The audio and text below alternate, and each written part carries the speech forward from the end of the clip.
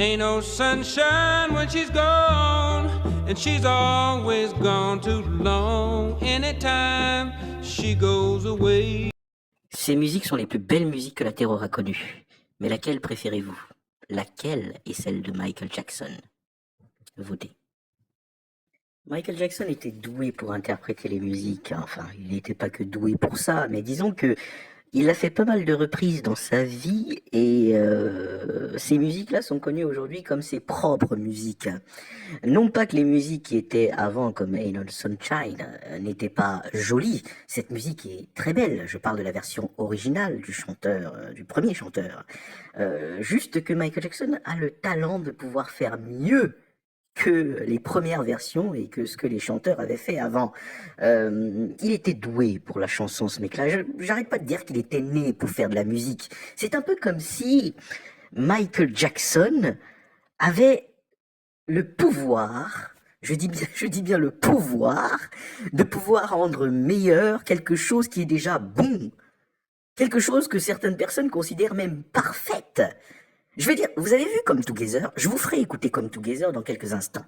Come Together de John Lennon, enfin, plus précisément des Beatles, mais chanté par John Lennon, si je peux dire ça comme ça, hein, oui, John Lennon, a été repris par Michael Jackson. Et la version de Michael Jackson est la version la plus écoutée sur YouTube, et la version la plus populaire.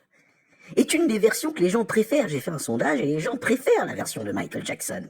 Est-ce que vous vous rendez compte quand même que ces musiques qui sont déjà très belles, Michael Jackson arrive à les rendre meilleures? Pourquoi? Parce que, étant adulte ou non, Michael Jackson était accompagné par des personnes qui avaient à cœur de rendre une reprise ou une musique particulièrement jolie, de telle manière à ce qu'elle ait un impact dans la vie de la personne qui écoute. En étant adulte, Michael Jackson a travaillé avec des génies de la musique, hein, Bruce Sweden, Quincy Jones, et je vous en passe d'autres. Ces gens-là, notamment Bruce Sweden, travaillaient comme des chefs d'orchestre. Un chef d'orchestre, c'est quoi? C'est un mec qui prend des dizaines de musiciens, et en l'occurrence des dizaines de musiques, d'instruments, pardon, et avec ces dizaines d'instruments, j'ai pas dit une dizaine, hein, j'ai bien dit des dizaines, il peut y avoir 20 instruments différents, et avec tout ça, ils vous font de merveilleuses musiques, des musiques de films, je sais pas moi, on peut par exemple dire Harry Potter, Pirates des Caraïbes, Spider-Man, hein, et je vous en passe d'autres, hein, des musiques de dessins animés aussi, Dragon Ball, etc., etc. Et un chef d'orchestre, c'est aussi Mozart, Beethoven, Vivaldi. Et ces gens-là arrivent à vous faire écouter et vous faire aimer de la belle musique avec des dizaines d'instruments. Aujourd'hui, en 2025, il y a très peu d'artistes qui arrivent à faire de la musique avec ce ne serait-ce que plus de 3 instruments.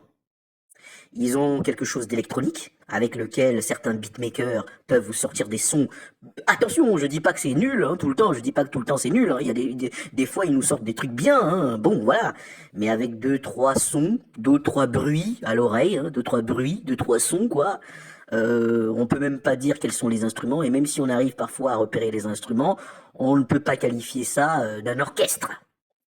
Et ben Michael Jackson, comme certains autres artistes, non, justement, pas comme certains autres artistes, parce qu'il y a beaucoup d'artistes qui se sont fait accompagner d'orchestres, ils ont fait parfois de très belles musiques, mais Michael Jackson c'était à part.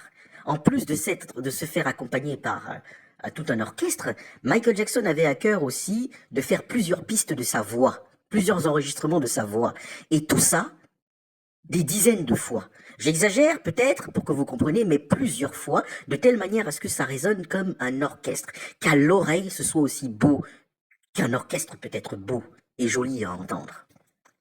Donc il n'y avait pas que les instruments qui étaient faits par dizaines, il y avait les voix. Et ces voix et ces instruments eux-mêmes ne restaient pas de façon authentique. Elles étaient retravaillées, mixées, mélangées parfois à des bruits de porte, à des claquements de porte. Bref, tout ça pour rendre ces musiques, qu'elles soient des reprises ou non, pour certaines d'entre elles des reprises et d'autres originales, des musiques dont on n'a jamais entendu et dont on ne peut imaginer pouvoir faire pareil. Certains vous diront, on n'y arrivera jamais. Jamais à faire aussi bien que Michael Jackson.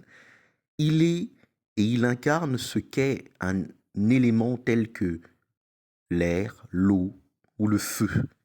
Il est unique, il est fait pour la musique. C'était un génie, écoutez ça.